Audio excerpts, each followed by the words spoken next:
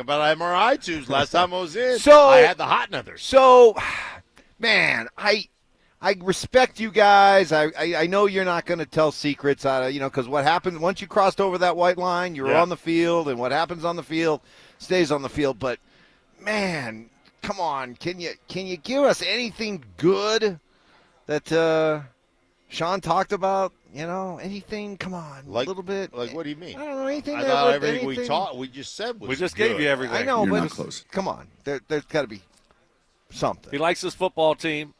He likes the makeup of the players and the guys and how they've transitioned from where they were a couple of years ago to where they are now is night and day.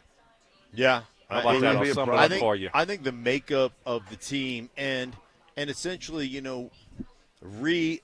taking the roster and pruning the roster. And, in talking about, like, one of the things that Sean talks about, he goes, the places where I've screwed up over the course of my career is not having smart players. Having a player or two, whether it was in New Orleans or here, that aren't really, like, great football guys.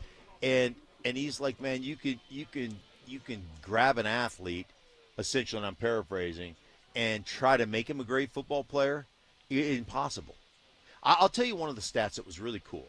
Okay, this was really cool, and this is something they researched before they went out, like a 2-day research project for whoever does research up in the top of the building, right? The nerds.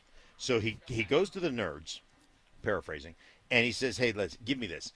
Has there ever been a quarterback in college that took a lot of sacks in college and then cleaned up that when it came to professional football?"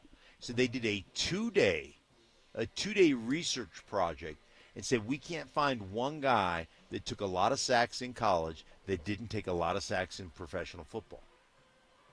And so then he said, and this was one of his sell jobs for Bo, like why he liked Bo so much. And they said, and then I did another study with the nerds upstairs about Paraphrasing about fumbling.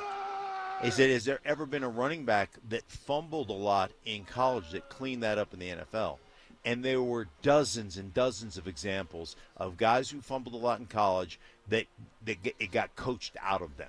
The way 5 points of pressure and all the things about protecting the ball. And so they didn't fumble in the professional ranks. So he's like, if you're a guy that takes a lot of sacks in the college game, you're going to take a lot of sacks in the professional game. And sacks are a quarterback. He talked about a quarterback-driven statistic. If you take sacks, it's impossible to win in this league. Yeah. So I'm paraphrasing some of that. Right. I think that just shows attention to detail, what you're looking for as a coach. When you look at the draft, you're looking at running backs. And I think for me, again, it's just the little things that you're looking for in guys. And so when you do some kind of project like that and you're looking at different guys in the draft, you say, okay, well, this guy might be overlooked. This running back might be dropped down on a lot of these boards because, he fumbles a lot. But guess what? We can coach that up. We can coach that out of him. But then when you look at quarterbacks with sacks, if you take a lot of sacks in college, it's not going to change in the NFL. Well, knowing that you guys aren't going to reveal anything, darn you guys and your code, I guess I can. Well, you don't get invited to the middle of the field if you're just spilling the tea. Oh, I know. Maybe Mike Evans isn't that nice of a guy. No. This isn't that's about. Why, this isn't that's about why me. you were not invited. Yeah, that's why you were invited. That's why Sean said, "Hey, where's Stokley?" and make sure Mike doesn't come. He said. Yeah, so actually, he didn't know your name. I'm paraphrasing. I know that. And he goes, "Make sure that one guy that does the show with the big head doesn't get involved." Screw you, Evans. But he does. Yeah, he listens. He was like, he "Hey, listens. man, I was listening to you guys driving in this morning. It's cryo Cryogenics or cryo chamber, not cryovac. Yeah, it's a cryo chamber, not cryovac." Yeah. And then he said, he endorsed your take on the some of the R.J. Harvey stuff. He endorsed that, right? So said you were all over it. Yeah, absolutely. Giving you credit for that. Well, so I'm a study guy. Yeah. Yeah. But you did say, and since you're not going to share anything, I could say that you were joking, like, man. By the way, sometimes Sean starts going, and I'm like, maybe you shouldn't be telling me this stuff. right? But he knows I'm not gonna. He knows I'm gonna give away any trade secrets. Exactly. By the way, he was the guy that gave me access. He's the guy I called to get access to Exos Thundercloud. Oh, really? Yeah. So, and I still get it through the Saints. Is where I get it. I still get it through the Saints. I still have And for those who haven't heard, what is basically the foundation of your good relationship with Sean? It stems from one moment. Yeah, like I just got a random phone call. I was Saturdays. I used to travel on Saturdays, so I was coming home from Bristol, Connecticut, and there was no direct flights. So I was going from Bristol, Connecticut to Chicago, early morning flight, like a 6 a.m. flight, and then Chicago, Denver.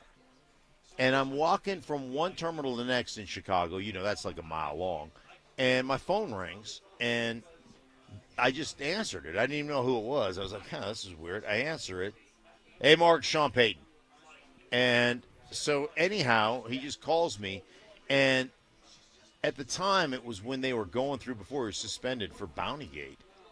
And I'm on television with a bunch of guys who played, and we're talking about Bountygate. And everybody is like, oh, this is beyond, and this is so bad, and I can't believe the integrity.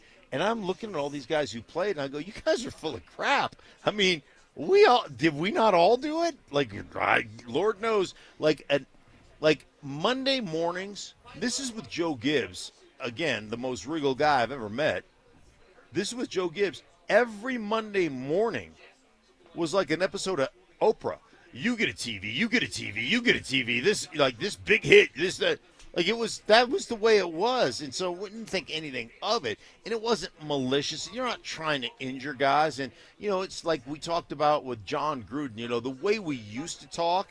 Like if you expose the way we used to talk, or even still talk to in some regard, like kind of the green room talk, like the average fan would just be appalled. But that's just the way it kind of was. And so he's like, you're the only guy who literally told the truth on television, and you've got carte blanche, anything you want. And so that's how our relationship started. And then he had me come in after the 2009 Super Bowl season and speak to his team. And so we've just been, since 2009, we've been kind of connected, or 2008, whatever that was. Great story. The only thing I wish would have happened is he did invite both of you to come talk to the team, just to see what Stoke would have done. Just to see Stoke would have just been, nope, out of here, and just start sprinting away. Just straight Forrest Gump, just gone. Up next, Terrell Davis says this year's Bronco team reminds him of another Broncos team. Does Mark agree? That's